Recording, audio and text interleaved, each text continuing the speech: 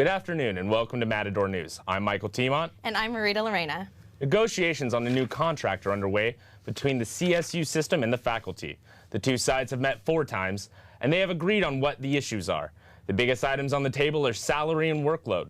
Similar negotiations in the past have led to high tensions and resulted in a strike authorization vote.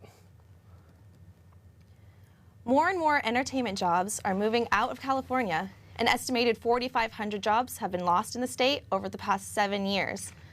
Our guest today will discuss both the teacher negotiations and the Hollywood runaway productions.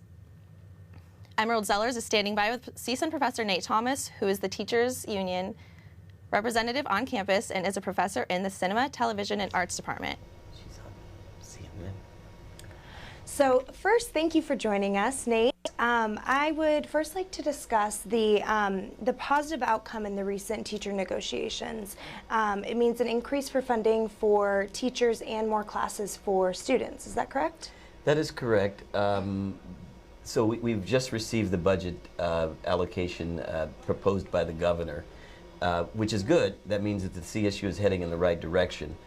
But the California Faculty Association, we're actually endorsing John Perez's budget, who's the Speaker of the Assembly. He's asking for a little bit more money for the CSU, and we think that's what's really needed. But we're appreciative of what the governor has offered.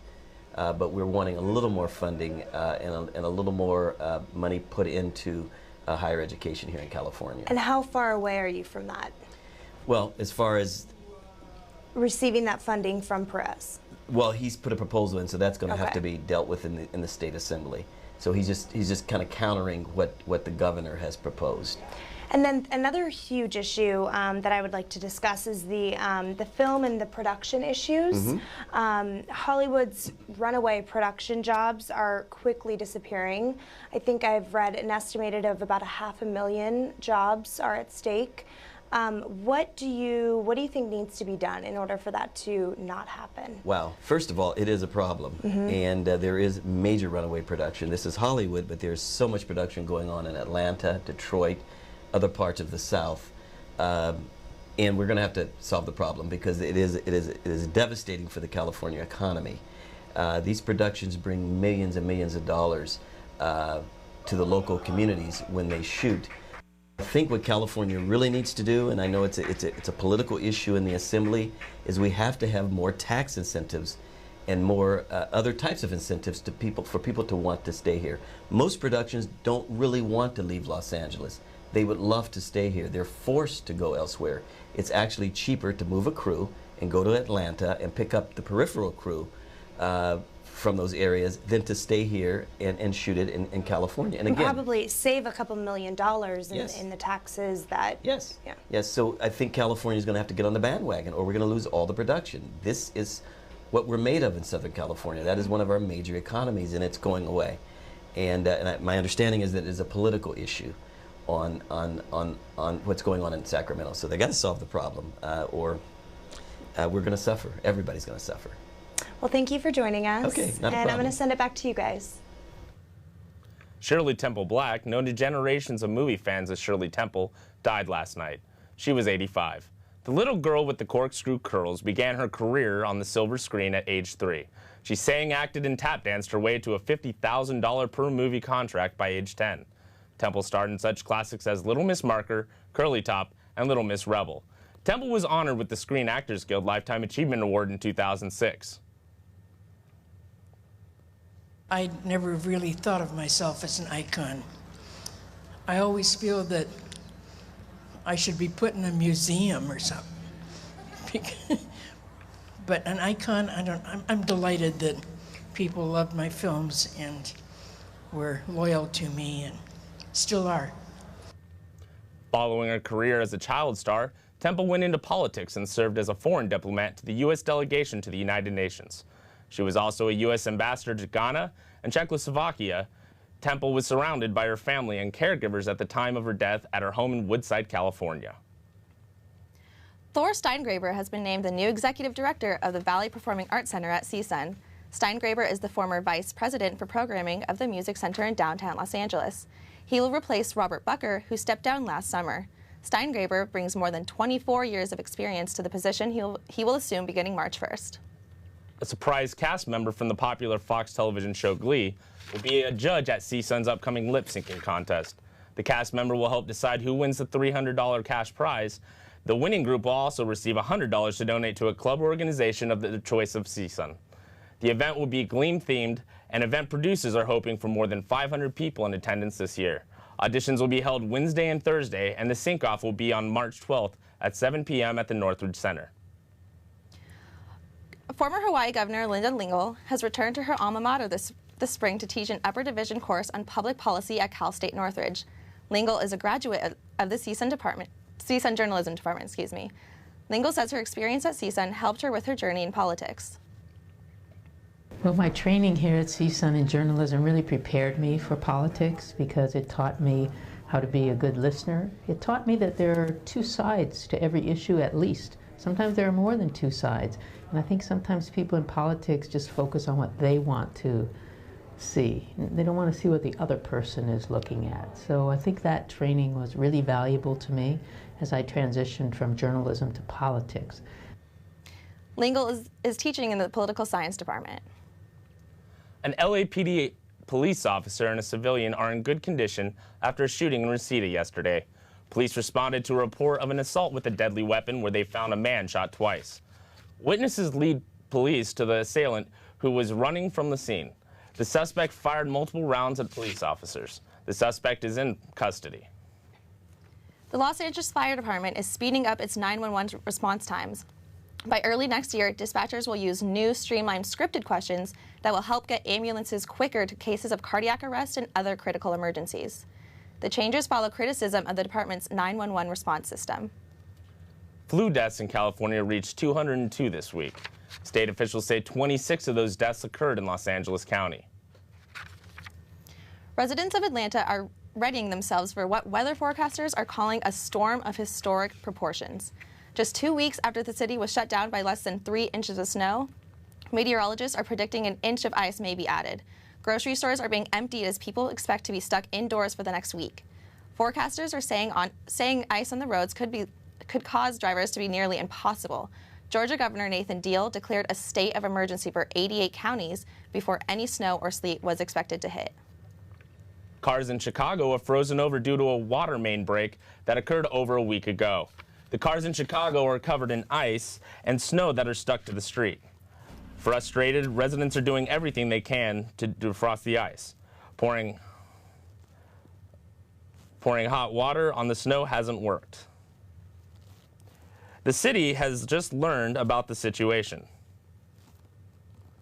It's sending crews to help defrost the street.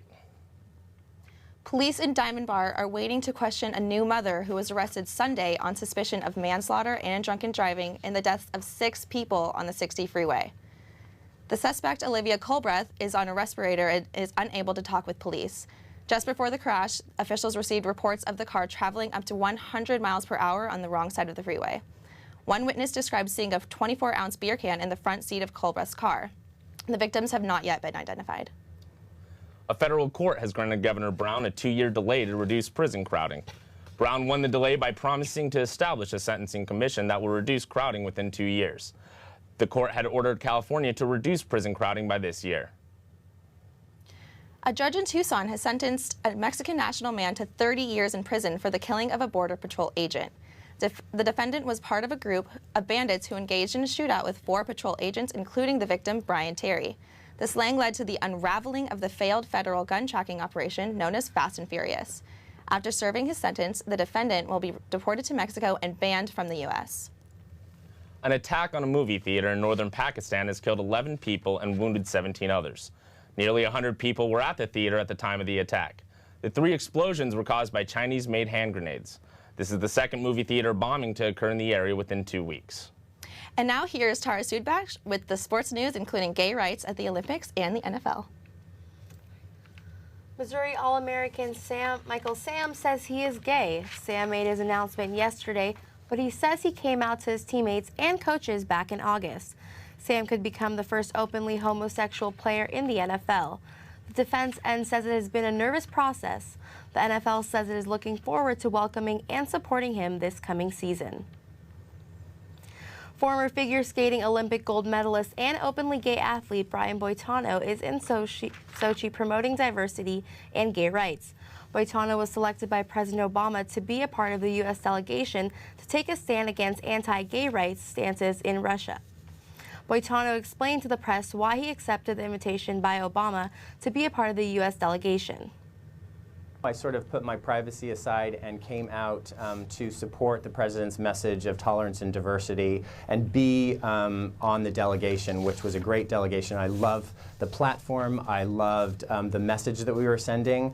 I got a really good feeling from people there. We did a press conference the first day that was an international media press conference. We had some liberal Russian media there, and we had people from all over the world, and they were interested. They asked great questions, and I felt complete support there. Boitano has been talking to more liberal parts of the Russian media. Chris Paul's return to the LA Clippers helped them set a franchise record for the biggest margin of victory. The Clippers defeated Philadelphia 123-78 this past weekend. Paul was playing his first game since separating his shoulder January 3rd. Paul had 7 points and 8 assists in 22 minutes. A clutch three-pointer in the final seconds of regulation helped the CSUN men's basketball team win its second straight overtime game. Senior guard Josh Green scored the game-tying basket. The Matadors then went on to win in the overtime 92-83 over Cal State Fullerton. The Matadors will host the Cal Poly Mustangs on Thursday at CSUN. The CSUN women's basketball team defeated Cal State Fullerton 76-54 this past weekend. CSUN's Ashley Guay scored 26 points and Cinnamon Lister added 16. CSUN shot 49% of the game. The Lady Matadors will travel to Cal Poly and face the league-leading Mustangs on Thursday. CSUN is in the third conference and handed Cal Poly its only defeat this season. And now back to Michael with the rest of today's news. The U.S. unemployment rate is the lowest in 6 years. Unemployment dropped from 6.7 to 6.6%, but overall job growth is sluggish. Manufacturing, construction firms, and mining and drilling companies added 76,000 new jobs last month. Average hourly earnings have increased 1.9% over the last year, staying ahead of the nation's 1.5% inflation rate. Hundreds of Angelenos lined up this past weekend at a coffee shop named Dumb Starbucks in Los Feliz for free cups of coffee. The parody store was shut down yesterday by the LA Health Department.